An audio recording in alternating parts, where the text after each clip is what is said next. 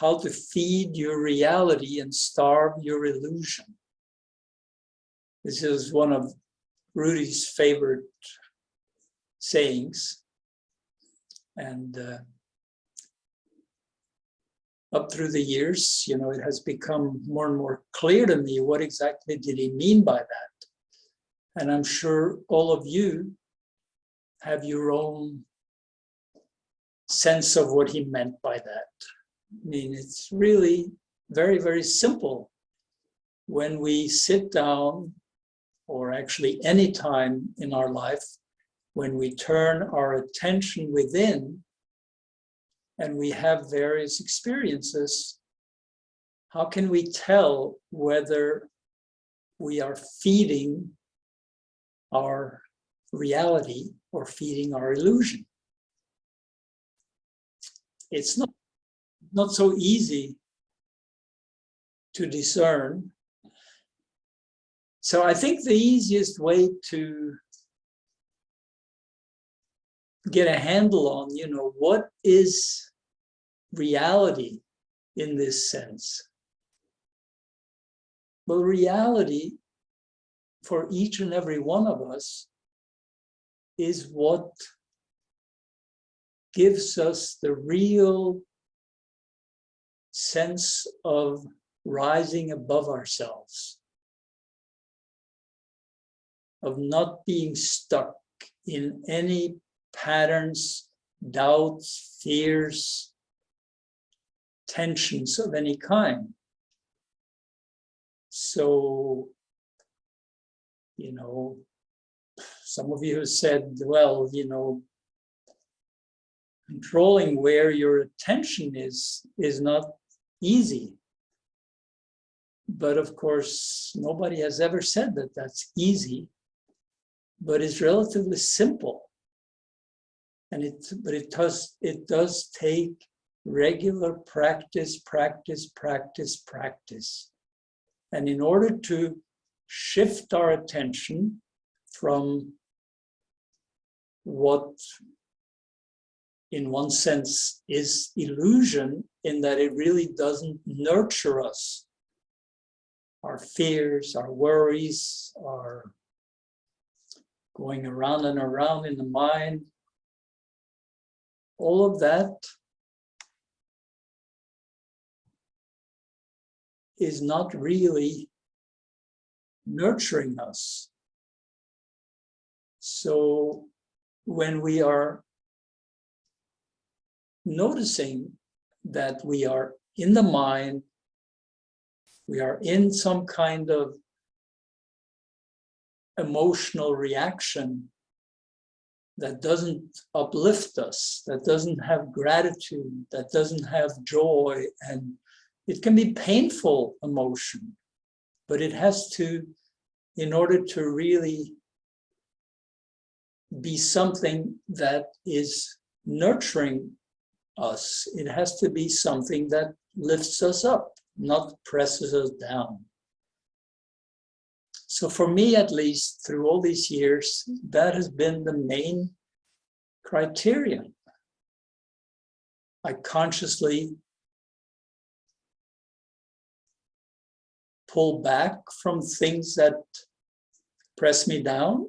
I don't repress and deny, but I face it and I say, well, this I don't really need to feed with my attention, because it really is just an old habit of judging, all kinds of things that just brings a feeling of non-reality in one sense of the word. It is of course real also, but it is not real in the same substantive way that being in touch with this deeper self and the energy, the flow, the rising energy, that has a much more solid reality. Maybe not the first time you encounter it. You have to encounter it enough times that you get to know it. You have to be able to digest it and really know from your experience over usually a lot of time that yes, this is the reality that I am bringing my attention to and asking to, in a way, overtake me, so that I am that reality, rather than all these more or less superficial worries and tensions that I have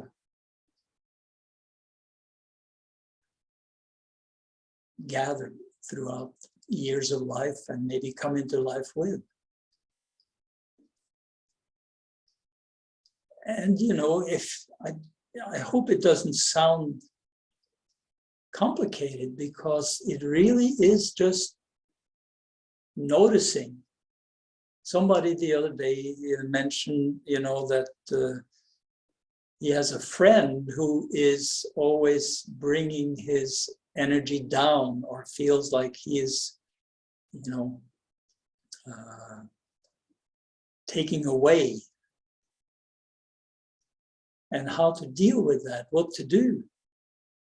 Should you just cut a person like that out? But that's a possibility. I've cut people out for the sake of nurturing my reality and not my illusion. I know Rudy did the same. He told many stories even before I met him, where he pulled back from a whole group of people who were suddenly not able to support the direction he was going in. And he just dropped them, even though they were close friends, and it was very painful for him to do so. So I think that's always an option, to really pull back. But of course, in some cases, we are with people who we more or less have to deal with them. And then it's a question of learning how to minimize the damage and to learn to not react from our own state of illusion, but to react, simply from a state of contact with this reality. So when you have really embraced that reality in yourself, then you can also tolerate a certain amount of heaviness from people and situations that you encounter. But you have to know your own ability and your own capacity. And if you don't, then you can really be brought down unnecessarily. And always we have to be careful about our ego.